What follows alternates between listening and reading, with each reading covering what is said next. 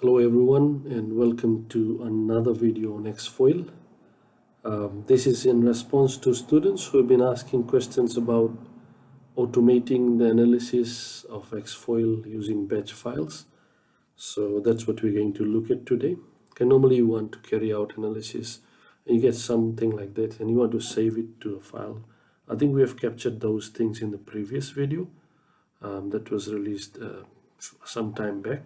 But if you want to automate the process, especially if you have multiple airfoils, like 50-60 airfoils to look at, and then it's always useful to automate the process of analysis.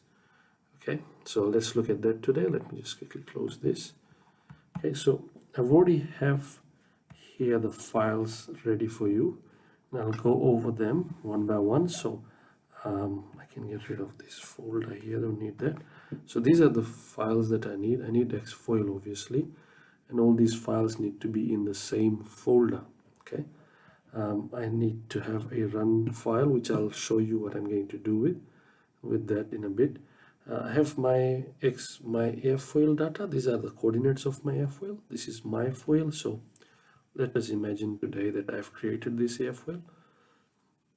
I've actually downloaded it from somewhere. So this is my foil, the airfoil that we're going to analyze, and these are the commands files. Okay, so first let me look at the run.txt file. So initially I've saved it as the run.txt file. Okay, so it has the 3 lines that will actually invoke XFOIL to start actually. So we want to get XFOIL running initially, and then it points XFOIL to receive commands from commands.txt file. Okay, so that's really important. And then the next thing we're going to do is save this as a .bat file.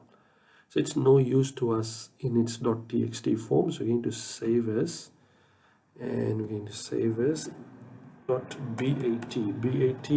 .bat as in Batman. Okay, and we're going to save that and close this.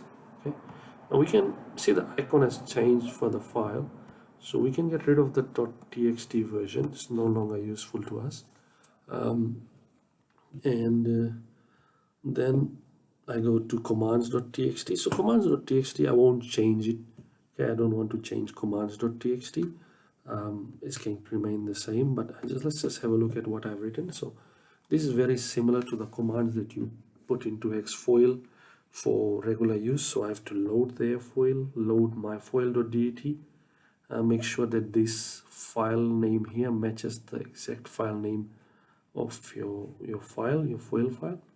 So once you load any foil, if it doesn't have a name, then XFOIL normally asks you to name it.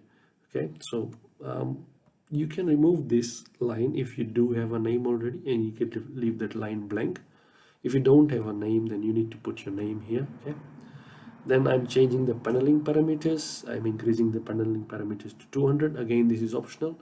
You can leave the paneling parameters to whatever value you see fit. Normally by default it is around 160, 140.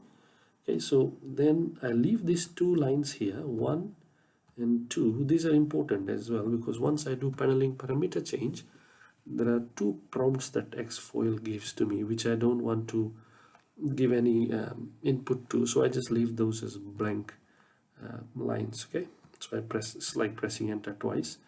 And then here I have the operation, the viscous mode, the Reynolds number. I set the Reynolds number here, and then I enable the polar accumulation.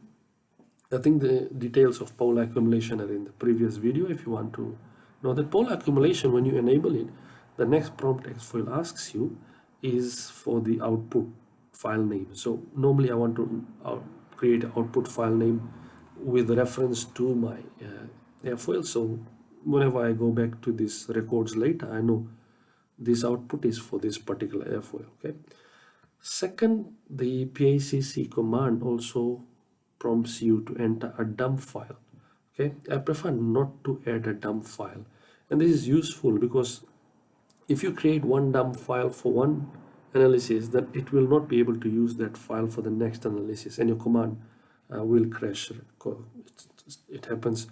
I don't really know the reason, so it doesn't use the same dump file for the next analysis. So it's better to just leave it blank without having a dump file.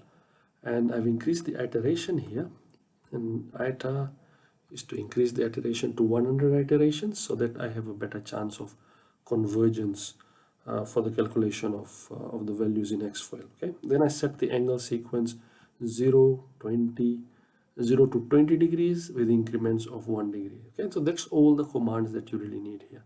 And obviously you can increase the commands if you need to use viscosity parameter changes, or if you need to use any other commands. If you just need to do not 0 to 20, you need to do 0 to 12, you can make those changes. Okay, so this is all the regular commands of XFOIL. Okay, and then go ahead and I save this. No need to change the file extension here. Okay, and all these files are created in notepad. Even run.txt was created in notepad, and then I just save it as a .bat file. Now it's ready. Okay, so all I have to do here is double click this and the entire command will run. Okay, so I double click and you see it's populating, and there we go. So initially this file was not there, output underscore myfoil. So this is the output from the polar accumulation command. Let's open that up, and you can see it's nicely populated with the data that we have just been just calculated using XFOIL. Okay, so this is the output from 0 to 20 degrees for my foil. And then if you have another set of foils, all you need to do is just go into commands here and then just change this name here and match it with whatever other file name that you have. Okay, and that should make work very easy for you. Okay, also please note that at times convergence might not be reached. So in some cases your output might not show all the angles, so be careful to check that. Okay, that's why I've increased the iteration, so hopefully that's not going to be an issue. You can also try writing the commands in sequence. So you can have some spaces here, some blank lines, and then you can load your next foil directly here somewhere. Okay, and then you can keep it going, so it will all populate into one single file actually. Okay, and yeah, that's about it. Okay, if you have any questions, let me know and I'll be happy to create another video to answer those questions. Thank you very much.